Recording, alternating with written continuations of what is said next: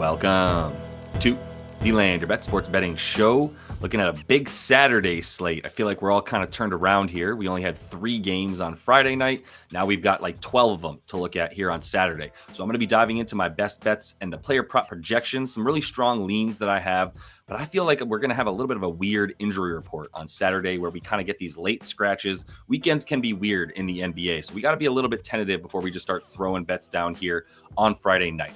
I'm going to go through how I did on Friday night. Not great. Should have lessened the volume on a weird night with just 3 games, teams on a back-to-back, teams on the front end of a back-to-back as well. But we'll look at the record and how we did. Really nice on Thursday. So we'll also add that to what we're reviewing here. But if that all sounds good to you, go ahead and give the video a like. Let's get right into it. As we go through these bets, I will tell you we're about to have a giveaway because I couldn't get that coming to you on Thursday night, right? Thursday night had a really good night there, 6-3 plus 2.6 units that night, but didn't have the ability to get a video out on Thursday night because there were no lines out for Friday yet. So I'm going to do the giveaway here in just a minute in celebration of Thursday, but also to maybe get a little revenge here on Friday, where we only went 2-5, lost 2.3 units. My biggest regret here, as you look through the losses, starting with Micic, should have played the points and assists and knew that going into it, and then didn't wait for the points and assist prop to come out because I wanted the 7 assists at plus money. Should have let the points come to me.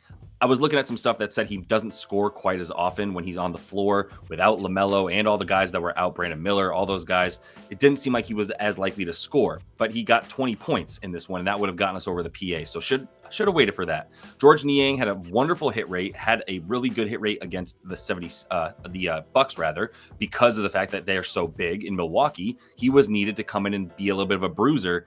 Did that, but this game was over from the jump, and I knew that it was. We talked about it on the live show on Friday as well, that this was a weird spot for the Bucks after just a big high winning the NBA Cup. It was likely that they were going to come down and have a hangover from the NBA Cup stuff where they played a ton of minutes and all that. Didn't listen to myself and just started betting on that game too frequently with AJ Green as well as George Niang. It was a blowout. It was nothing. There was nothing to really uphold all of the analysis that we had going into that game, and it all just fell to shit because it was like a 40-point loss. For Nick Richards, the key here, the lesson to take away, should have waited to understand what's up with JoJo. We should not be betting over on rebounds for centers against Joel Embiid when he's actually out there. They're too busy having to defend one of the best, if not the best, offensive scoring center in the league. And as a result, they're not able to, in position to get rebounds quite as much. The hit that we had with Miles Bridges was the play. And that's the other lesson that we should be taking away moving forward. When you have a good tweener forward who's like an undersized 4, but very athletic and good rebounder, like Miles Bridges, like Josh Hart and other guys of that sort of ilk, then you want to take the over for those guys against the Sixers because the centers end up boxing each other out. Joel and was battling with either Nick Richards or Diabate or whomever was actually guarding him. They were just boxing each other out, which leaves the opportunity for other guys to come in who are good athletic rebounders like Bridges to get those boards. So he went over. That got us plus money, but Richards should have been a stay away. And I don't know Bam's status here. It doesn't look good for his RA, I'll say that, but we don't have the end of that game yet. So like I said, going to get that giveaway going though, because I do want to make sure we got that celebration for Thursday night. So if you do want to get into the VIP, we're still 33-ish units up. We'll see how Bam does. Might be at 34. So don't hold me to it just yet. But 35% off that access using code REVENGE, because Saturday we got to come back and make up for this Friday night and get some revenge on these books. So there's 8 total codes in there. If you want to get into the VIP, I told you guys I was going to do a weekend deal here for you based on how well we did Thursday, regardless of this poor Friday night. So hope to see you guys into the VIP. Let's get into what I'm looking at here for Saturday. You'll notice as we do these shows and the live show, we're using Props Madness here, the absolute best tool that you can have around to go ahead and be researching these NBA bets that you're making. If you do not yet have an account, you can use promo code LYB when you sign up, get 25% off your first month. And I highly recommend this for the NBA, and we'll be using it in the WNBA as well. And I'll be going through as many bets as I can get here, but do want to remind you that I'm looking at potentially having a live show here on Saturday, which I don't normally do. So that would be at 3 p.m. Eastern, hoping to get that to you so we can finalize some of the bets that we're going to be looking at here for tomorrow's games. Let's kick it off with this Lakers and Kings rematch. These teams just played a couple games ago, and now they're going to do these home at homes. We've got a bunch of these home and homes where teams just played in one building, and now they're going to play a rematch against that same team in the other building, the other team's home building, right? So what I'm looking at now for the Kings and Lakers, to start with, we should know that on the injury report, we've got Keegan Murray, and I'm pulling up the official NBA injury report here to show you. This is linked in the description of the video. I highly recommend making sure you look at this. This is the official team sending their reports to the NBA, and the NBA putting this out for all of us to look at. So if we look at this Lakers game, we've got AD and we've got LeBron. Also have Bronny. That's not going to affect the game. Listed as questionable. Bronny's going to be on G League assignment. So with that in mind, I would actually guess that they're both going to play. There's not much reason to think they won't. And this team needs to compile some wins. They've both been on the injury report consistently, so I'm not as worried about that. On the other side, Keegan Murray is questionable. That is impactful, but we'll talk about how right now. So I've been showing this to you guys for a while now, and I'm going to bring it up here, which is Fantasy Labs. And on Fantasy Labs, you're going to be able to see exactly how different lineups work together, right? So for the Kings here, what I want to bring up, I want to take the Kings and put on court De'Aaron Fox, DeMar, Domas. I've got Keegan Murray there and Malik Monk. Let's take Keegan Murray out for right now because he may not play tomorrow, in which case we also don't have Trey Lyles. Might be seeing a smaller lineup for this team, either with Keon Ellis entering or more likely Kevin Huerter. They played Doug McDermott as well, we should say. So if we don't have Keegan Murray, maybe they need the shooting from Dougie McD, who had a ton of points in that last game. But more importantly, I just want to know, how are these other dudes who we know are going to be on the floor, such as D Fox, DeMar, Domas, and Malik Monk, how are they going to be doing together when they play together, right? So what we've got here is per 36 minutes how they play. And the reason I'm just showing you all of it, it's because this is the man that I'm starting to target, and this is a really helpful tool to help you to, hone in on a specific player that you might think is going to do well this game. And the reason that DeMar would be a good play is that he is the guy actually scoring the most and taking the most shots. Here he's got 18 field goal attempts per 36 minutes and 25 points per 36 minutes when he's playing alongside De'Aaron Fox, Domas Sabonis, and Malik Monk, who is firmly in that starting lineup. And you can see Keegan Murray is the other guy that's consistently playing with them at about 196 minutes with this combination of players on the floor. So DeMar is the guy that I'm looking at. There is some good numbers for him here in the history and the hit rate when he plays against the Lake Show. Now, this last game, we might be getting a little bit of a discount on his prop here at 20.5 points because he just had 10 points on 13 field goals. Lost by 13. This team kind of looks lost. So I have not been betting much on the Kings this season because I don't really understand how DeMar fits into this offense. I think he and De'Aaron Fox are too repetitive. But because the stats tell me that when DeMar plays with De'Aaron Fox, Domas, and Malik Monk, I do lean towards him in terms of taking his points on the over. Domas, I would love to be able to take on anything such as rebounds, etc. right now. We know he does super well against AD, and I know a lot of people want to talk about that. If I bring up StatMuse, this is going to show that Domantas Sabonis kind of dominates, right, against AD when they play against each other. So if I just do Domas versus Anthony Davis, let's say the last 8 games that they played each other, right, and see how his stats kind of compare and match up, they're really good. We know that. And the Kings have won a lot of games against the Lakers as a result. 20 points per game, 14.6 boards, and 8 dimes when he's played against Anthony Davis, which has been mostly on the Kings. There's one game there against when he was on the Pacers. Let's actually just do 7 games because I don't want to include any stats that don't include him on this team with these players that he's going to be going up with. Now, the troublesome thing here is we've got DeMar, right? And that's why, even though a lot of these past numbers for some guys are going to make you want to bet on them, relax, because this is not the same Kings team that's been playing without DeMar. Now DeMar comes in, it's a big difference, and they haven't figured it out. Just plain and simple, they have not figured out the spacing. They have not figured out how to incorporate him accurately. He's getting his, and that's fine, but it's completely eaten into De'Aaron Fox's points. It's eaten into Domas's points, and to a degree rebounds on the season. He's at 13. He's still a very good rebounder, but still only over this number, 9 of 26 on the season. So I heed a little bit of caution here. Obviously, with the Lakers, like I said, I think AD and LeBron play, but I need to know if they do. If they do, and even if they don't, I know a lot of people are going to want to hit Austin Reeves. If one of these two between AD and LeBron is out, I do like Austin Reeves to get his. You can see he's been balling over the last 3 games here since he came back from injury on November 29th. He missed a few games, and in the last 3, he's really good, right? Averaging roughly 20 points per game, going over his 17.5 point prop in all 3. So I understand wanting to take him. The key for Austin Reeves is going to be the field goal attempts. And this is where you can really use the props madness to its fullest. So if I'm looking at advanced filters right here, I can pull up field goal attempts. And now I can filter this by the games where he's taken a certain amount of field goal attempts. So if I want to see how well he's done when he takes, let's say, at least 12 field goal attempts, I'm going to move this filter over so that I only get the games where he's taken at least 12 field goal attempts, 18 points per game. Okay, so that gets you over. He's over in 12 and 19. Nice hit rate, but that's not the end all be all. The problem here is I don't really have a reason to believe that Austin Reeves is going to take that many shots against this team. So without a real field goal attempts projection, it's hard to take him on the points. Now, that said, matchup is super important. And you can see against the Kings, if we scroll down here on Props Madness, you can look at the play type analysis and see how teams sort of fare on defense against this dude's preferred play type. So for Austin Reeves, his number one, the number one play that's getting him his points is the spot up, right? He's scoring 27% of his points off of spot up shooting, where he's waiting in position to shoot for the ball, getting it and popping it. So this team, the Kings, dead last in limiting his preferred play type. So the matchup kind of dictates that this is going to be a really good matchup for Austin Reeves. We should note that we can look at this a little bit more deeply if we pull up NBA advanced stats, and we can look at team stats here and look at opponent shooting to see how do the Kings really fare against not just spot up shooting, but catch and shoot plays as well. So I'm going to go to opponent shooting on NBA stats. I'm going to choose general and I'm going to choose catch and shoot, right? And now if I look at the catch and shoot defense for these teams, I can see the frequency with which they're allowing catch and shoot shots, the amount of just raw attempts that they're allowing off catch and shoot. And if you look at the Kings, they're in the bottom roughly 6 or so in terms of the frequency with which other teams are taking the catch and shoot shot against them. So when I know that I want to take players who are taking that type of shot against the Kings. And that is what we're going to see. If we go now instead to players and we pull up their tracking data, we can take a look at players, whether they're doing more catch and shooting or more pull-up shooting.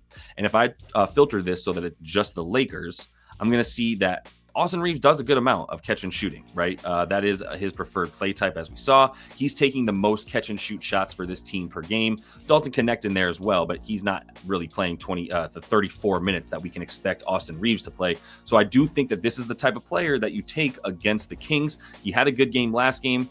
Let's see what happens with AD and LeBron real quick. I'm going to skip a couple of these games. This Memphis and Hawks game, we have Ja with a doubtful tag. So some of the injuries that are coming through in this game need to wait on. I don't know that I would bet on the Jazz or the Nets in a game against each other with your money if you just handed it to me for free right now. I have no idea what to do with these two teams who would prefer to lose all their games and get Cooper Flag, especially the Jazz, for reasons that we won't talk about on this show, that they would like Cooper Flag. He just kind of plays the right way. So I could see him ending up in Utah. They're definitely failing for him. I don't want to have to bet on two teams that I know are just not trying at all. So let's go to Boston and Chicago, which also has a pretty big questionable tag on it. If we go back to this injury report, we can see for Chicago that they are looking at Josh Giddey with a questionable tag. And we just saw him not play against the Celtics. This is another home and home. We just saw the Celtics lose at home to the Bulls here. And we saw now we're going to see them back in Chicago against Chicago for this game. Giddey's questionable. I truly have no real beat on whether or not he's going to play, but we can at least look at a couple things in this game right now. Starting with the Bulls, if Josh Giddey does not play, and once again, we'll be looking at this again tomorrow. We'll be handing it out in the VIP Discord, but also potentially with a 3 p.m. live show, which I will be making clear on Twitter and Discord. If you're not yet in the free Discord, jump in there. If you're not following me on Twitter, also recommend doing that so you can get the announcement tomorrow as to whether or not I'm actually going to have that live show at 3 p.m. Eastern for you guys. But I'll definitely be looking at Ayo Dosunmu if we get any kind of news about Josh Giddey not playing. I really like the rebounds. Right now they're at 3.5, and I think this is only going to go up, especially if Giddey comes out and is listed as playing. Then we're going to see Ayo's probably get this at 4.5. You saw him just get 8 on 12 rebound chances in 38 minutes. And that's what I'm looking at here, is that Ayo Dosunmu, not only with Giddey out, is a great player to take his spot because of the way that he plays. He's very fluid and versatile, just like Josh Giddey. But also against the Celtics, he is the perfect type of player to get minutes. You saw him play 38 in the last game. He was a plus 12 in his minutes out there. He was awesome. And he's needed to defend the just multitude of wings, like all the shooters that they have between Drew, Derek White, JB, Jason Tatum, and then they get Peyton Pritchard out there. Everybody, they need a guy like Ayo Dosunmu who can guard multiple positions so that he can switch onto these shooters that are just going to be standing around the perimeter waiting as the Bulls or the Celtics rather take a ton of those shots. The thing too to keep in mind is I think this is going to be a smackdown from the Celtics. I just wanted to show you what happened in the last game real quick and why they lost. The reason that they lost, if we pull up the box score, is because of their shooting. It was literally just shooting. They were 14, as you can see, 14 threes made on 56 attempts. So they were just bricking threes the whole game. And that's, you live and die by that with the Celtics. But overall, I mean, first of all, 56 of their 97 shots were from three. That is what, like 60% of their shots, like 58% of their shots were from deep. And they only shot 39% from the field in general. Didn't get to the free throw line but 21 times. I cannot imagine that they're going to have 2 games in a row against an awful defense where they shoot this badly. So I do think that they're going to lay a smackdown on this team. And I will say also Boston better on the road this season, 4 more points per game on the road than they have at home. So they're definitely letting it fly on the road a bit more. Their defense is worse on the road too, which is a big part of it. The guy I'm looking for, once again, we targeted this for the last game for Boston, and that is Jason Tatum. Rebounds against whenever he has Kristaps Porzingis on the floor with him. We've talked about this a number of times now, but if you actually just look at him with Kristaps in the games that he's played with him, dating back to last season, very nice hit rate with the boards, averaging 11 per game this season with Kristaps, as opposed to without him. If we pull him up and take him out of those games, Kristaps is not playing now, and he's at 8.4. So roughly 3 more boards per game for Jason Tatum when he's on the floor and when he's playing with Kristaps. And it also amounts to the same thing here on NBA advanced stats when we look at the fantasy lab stuff here and we pull up Boston. If we put Jason Tatum on court alongside Kristaps Porzingis, you're going to see him with a really, really nice rebounding rate per minute, per 36 minutes, however you want to look at it. You can see here he's at almost 12 and a half, more than 12 and a half rebounds per game when he's on the floor with Kristaps, right? 12 and a half boards per game with Kristaps. If I take Kristaps and remove him, and then we look at his minutes on the floor this season without Kristaps, a lot of minutes without him, but he's looking at 9 boards per 36 minutes. So once again, I think you can expect about 3 more boards per game from Jason Tatum when he's playing alongside Kristaps. I'm still probably going to hit this at 9.5. I want to see what the market does, because last game, this went, I bet this at 9.5 or plus money. I'm happy with that. It hit. It was great. He got 10.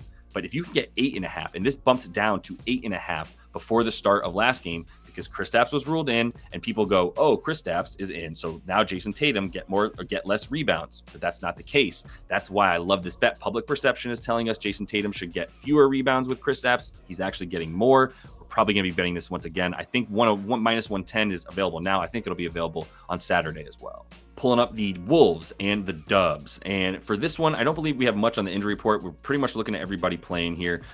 Moses Moody will be back for the Dubs, and then nobody that we really worry about as a legit rotational player for the Timberwolves is listed as questionable or anything. So the 2 guys I'm looking at right now, I'm looking at Julius Randle, and I bet this both of the last games he played against Golden State, it is the rebounds, and he's gotten plenty of minutes against this team. He's the perfect type of player to go up against a sort of smaller ball team that the Warriors don't really have a true center. It's like Looney or Trey Jackson-Davis, but really it's Draymond to start. And when that's the case, and we'll probably see, by the way, a bit more Looney, because he usually plays when they have to go up against a big team like the Timberwolves, but Draymond's going to be out there a lot.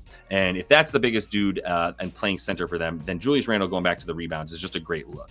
Like we said, he got it in both these last games, 11 in the second because he played 37 minutes. And even in his 24 minutes, they won by 17. He didn't have to play that much. 15 rebound chances, 9 boards for Julius Randle. So I think he's good. At the 6.5 is going to be a very, very bettable number for me. Once again, kind of want to see what happens, but if I start to fear as though this is going to move up to 7.5, I'm going to hit it even at like minus 130 for the 6.5 for him. But we might even be able to get a better number. So I'm waiting to see what market pressure does there. And then Draymond. I mean, at the end of the day, you have to take Draymond in some capacity when he's going up against Rudy Gobert. Now, we can't bet on the number of headlocks that he's going to put Rudy into once again, but we can look at StatMuse and just show you what happens if we type in Draymond Green versus Rudy Gobert. How well does he do? And the answer is very well, right? In the last 8 against him, we're looking at about roughly, 13 or so RA, rebounds and assists per game. And that's what I'll probably be looking at for him. The points are there too, but you can just kind of see even the most recent games against Rudy, the ones he's not getting kicked out of for putting Rudy in a headlock, he's doing super well. The rebounds and assists for him were still a pretty reasonable, 11.5. And I think this, if you get this at 10.5, this is great. Another reason I haven't hit it yet, I want to see what the market does, but anything at 11.5 or lower for the rebounds and assists for Draymond, I think is a wonderful look here against the Minnesota Timberwolves, and specifically because he's going up against Rudy. Moving on to the Knicks and the Pellies, we're going to see them after they just smacked the Timberwolves, beat them by like a million. Cat put up, Hakeem Olajuwon, Wilt Chamberlain numbers, and now they're taking on a very lowly Pelicans team. There's a couple things I'm looking at here. One, we talked about Herb Jones as a corner 3 shooter. We hit him to get 2 threes recently when they played the Thunder. We're going to take him to hit 2 threes against the Knicks. Haven't put this in yet, but this is a beautiful number. Plus 165 for 2 threes. It's a guy that isn't taking enough threes for us to love him, except for that he's playing a team that's bad at limiting the corner 3. That's what the Thunder are known for. They play really high ball pressure defense that pushes the ball into the corners where corner 3 shooters can do really well. That's what we see here on Props Madness as well. So if we're looking at Herb Jones and the threes, we can see he takes about 20% of his shots from the corner.